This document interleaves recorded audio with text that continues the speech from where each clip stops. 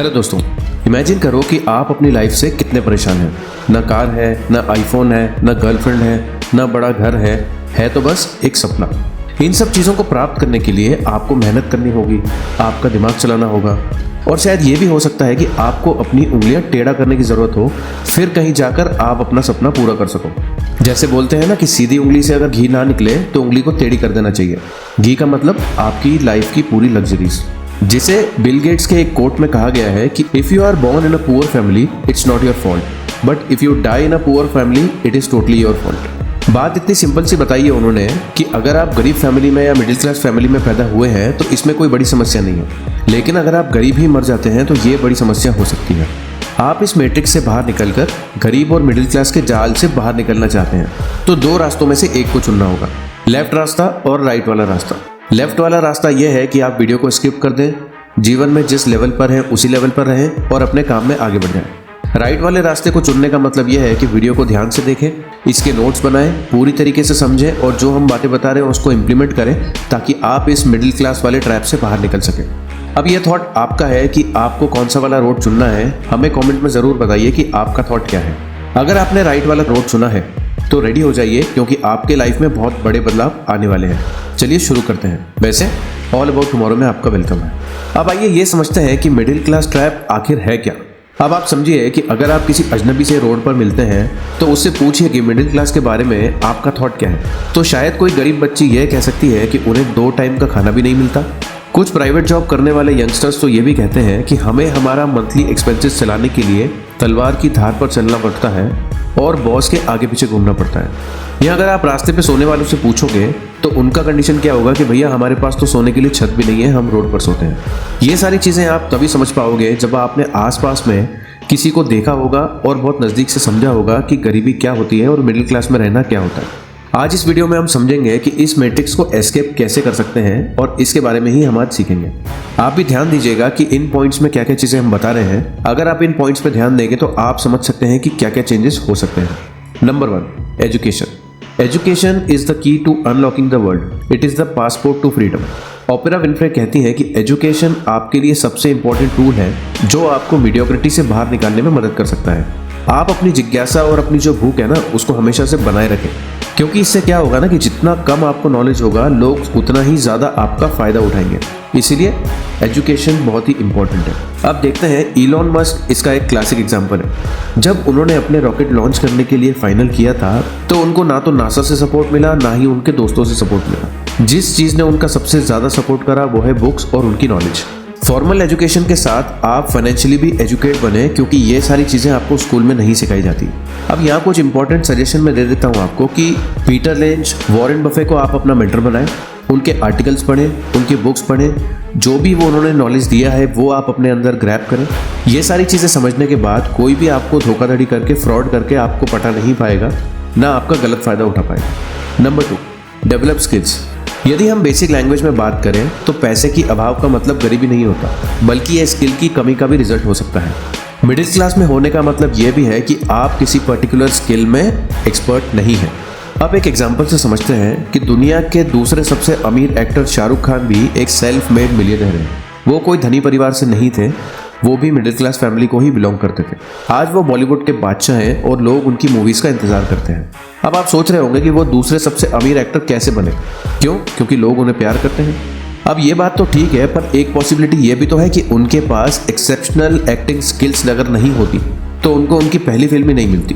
उनकी पहली फिल्म मिली, लोगों ने उनकी एक्टिंग पसंद करी, इसके बाद ही वो सुपरस्टार बने। आप डिफरेंट स्किल्स सीख सकते हैं, जैसे कि photography, content writing, voice over, depth management, exercises etcetera etcetera. आप अपने टाइम का सही तरीके से यूज़ करके नई स्किल्स को अचीव कर सकते हैं, क्योंकि आपकी अर्निंग पोजीशन में ही आपकी कंडीशन बेहतर होती है। जितने ज़्यादा आप स्किल्ड होते हैं उतने ज़्यादा आप अर्न करते हैं और उतना ही लाइफ में आप सेटल होते हैं। Number 3, learn sales.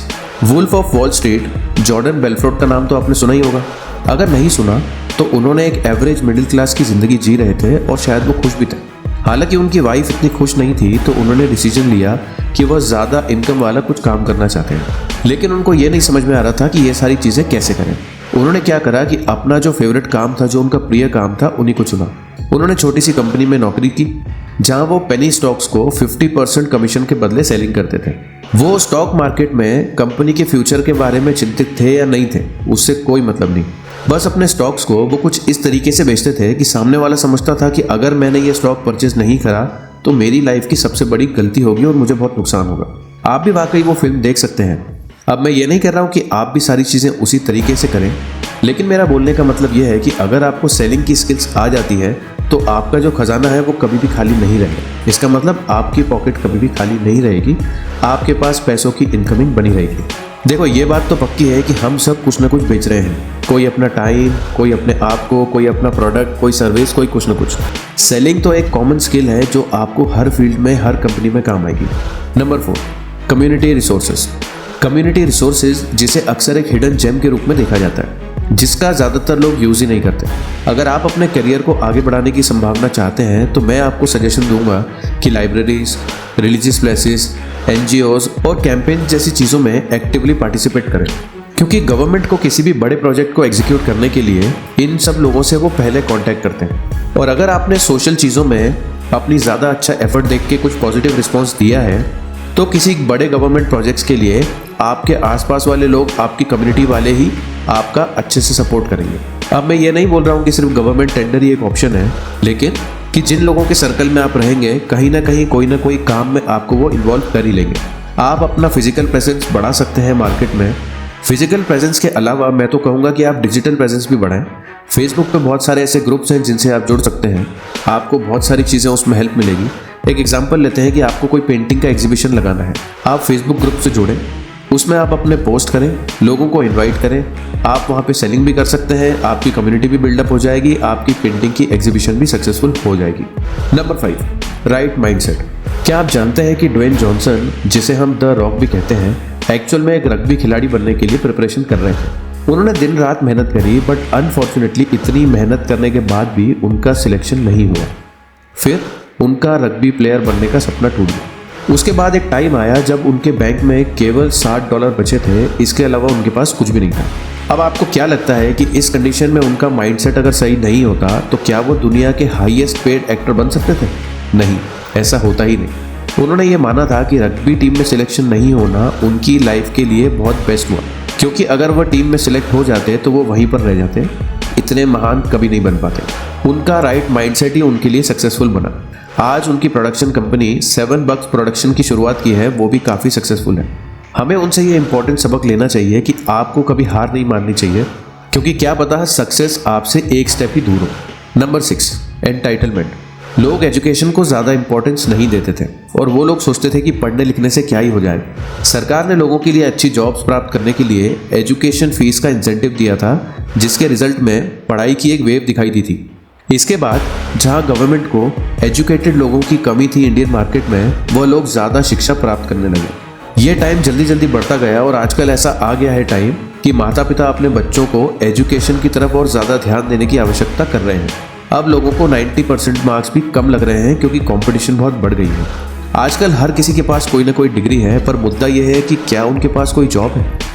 बहुत सारे लोग आज भी जॉब की तलाश में हैं, क्योंकि डिग्री की अब वैल्यू कम हो गई है। इसलिए बात सीधी सीधी है कि आपको कुछ एडिशनल चीज़ें भी करनी होंगी अगर आपको जॉब चाहिए तो। एक एग्जाम्पल से समझते हैं कि एक व्यक्ति है जिसके पास एक डिग्री है, वो जॉब के लिए अप्लाई करने कॉर्पोरेट ऑफिस में गया। उसके साथ में एक और व्यक्ति बैठा है जिसके पास सेम कॉलेज डिग्री है, लेकिन उसके साथ 1 साल का इंटर्नशिप का एक्सपीरियंस है, उसके पास पीपल मैनेजमेंट स्किल्स हैं, उसने किसी NGOs में भी पार्टिसिपेट करा है, उसको कंप्यूटर का भी अच्छा नॉलेज है और उसकी कम्युनिकेशन स्किल्स भी बहुत अच्छी है। अब आप मुझे बताइए कि 2 लोगों में से किसके पास जॉब पाने के ज़्यादा चांसेस हैं? पहला वाला जिसके पास सिर्फ डिग्री है, कि दूसरा वाला जिसके पास डिग्री के अलावा 5 चीज़ें और हैं? सेकेंड वाला ना। अब इससे क्या चीज़ें समझ में आई कि डिग्री इतनी इंपॉर्टेंट है, लेकिन एडिशनल चीज़ें भी आपको करनी चाहिए ताकि आपकी वैल्यू बढ़ सके। ऑनेस्टली एक बात बताऊं कि किसी को आपकी पड़ी नहीं, सब सेल्फिश हैं और सब अपने बारे में ही सोच रहे हैं। तो मेरा भी यही कहना है आपको कि 6 महीने सब दुनियादारी छोड़कर अपने काम पर फोकस करना शुरू कीजिए, अपनी स्किल्स को सीखने के लिए जोर दीजिए। देखिए कि धीरे धीरे धीरे धीरे आप इस मिडिल क्लास ट्रैप को तोड़ना शुरू कर पाएंगे और फाइनली इस पूरे मैट्रिक्स को तोड़ के आप अगले लेवल पर चले जाएंगे। यहाँ तक आपने वीडियो देखा है तो मैं आपको याद दिला दूं कि इस वीडियो को आपको लाइक करना है। इस वीडियो की सारी बातों को अफर्म करने के लिए कमेंट में लिखिए यस आई विल। याद रखना कि अफर्मेशंस में बहुत ताकत होती है। आपसे मिलता हूँ अगले वीडियो में। Bye bye.